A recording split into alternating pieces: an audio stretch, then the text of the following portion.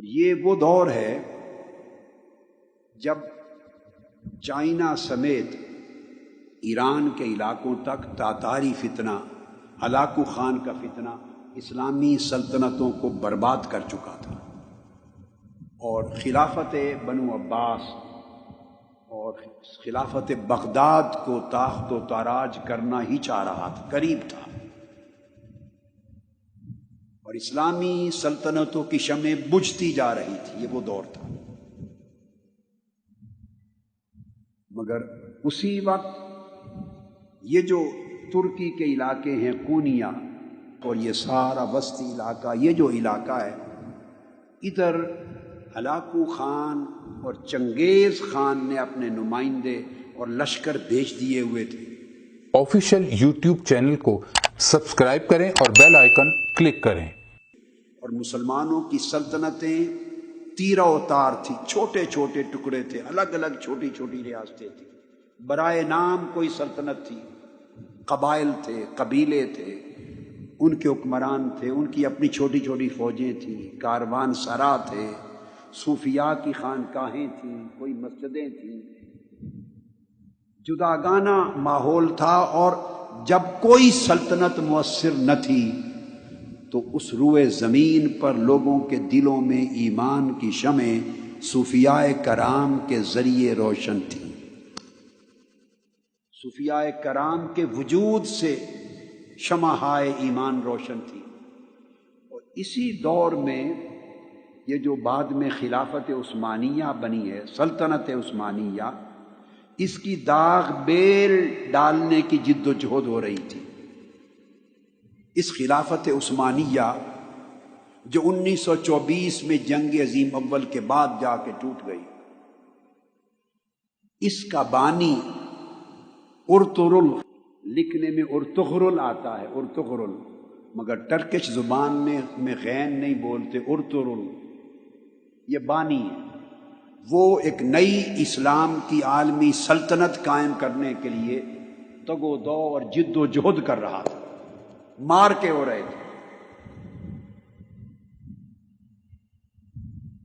656 ہجری کے قریب تاتاری فتنہ بغداد آیا ہے اور 22 سے 24 لاکھ مسلمانوں کا قتل عام کیا ہے، اور دریائے دجلہ ہفتوں تک 2.5 ملین مسلمانوں کے خون سے سرخ ہو کے بہتا رہا۔ 656 کے قریب یہ فتنہ یہاں پہنچا۔ ادھر مقابل سلطنت عثمانیہ کی تشکیل کی جد و جہد شروع تھی۔ ارطغرل یہ سلیمان شاہ کا بیٹا تھا، اور کونیا ہیڈ کوارٹر تھا سلجوقی سلطنت سلطان علاء الدین کا، اور یہ سلطان علاء الدین جب بادشاہ تھا تو ادھر مولانا روم آباد ہو چکے تھے، کونیا میں سیٹل ہو چکے تھے۔ یہ جو سلطان علاء الدین تھا سلجوقی، اس کی بھتیجی حلیمہ سلطان، اس کی شادی ہوئی ارطغرل سے، جس کو اردو میں لکھتے ہوئے ارطغرل بولتے، ارطغرل سے ہوئی۔ اس کے 3 بیٹے ہوئے، اس کا چھوٹا بیٹا، اس کا نام تھا عثمان۔ اس ارطغرل نے تاتاری فتنے کے خلاف اور ادھر صلیبی فتنے کے خلاف جنگیں لڑ کر سلطنت عثمانیہ، ایک نئی عالمی اسلامی سلطنت کے قیام کی داغ بیل ڈالی، بنیاد رکھی، اور پھر اس کا بیٹا جوان ہوا تو اس سلطنت کا نام اس کے نام پہ رکھا گیا، سلطنت عثمانیہ یا خلافت عثمانیہ، جو پھر 1304 عیسوی میں قائم ہو گئی، 1304 عیسوی میں، اور 1924 میں جا کے پھر ختم ہو، جب کیلیفیٹ کا انسٹیٹیوشن توڑنے کا اعلان ہو گیا۔ یہ ضمناً ایک تاریخ کی چھوٹی سی جھلک تھی، وہ بتائی میں نے۔ یہ وہ دور تھا جب مولانا روم آئے، یہ ارطغرل جس کی میں نے بات کی سلطنت عثمانیہ کا بانی، اس کی ڈیتھ ہوئی ہے 680 میں۔ وہ زمانہ شیخ اکبر محی الدین ابن العربی کا تھا، ان کا وصال 640 میں ہوا ہے۔ وہ ان سے رہنمائی لیتا تھا قدم قدم پہ سلطنت عثمانیہ کے قیام میں، ٹرکش سورسز، تاریخی سورسز کے مطابق ان کی لمحہ بلمحہ رہنمائی تھی شیخ اکبر محی الدین ابن العربی کی۔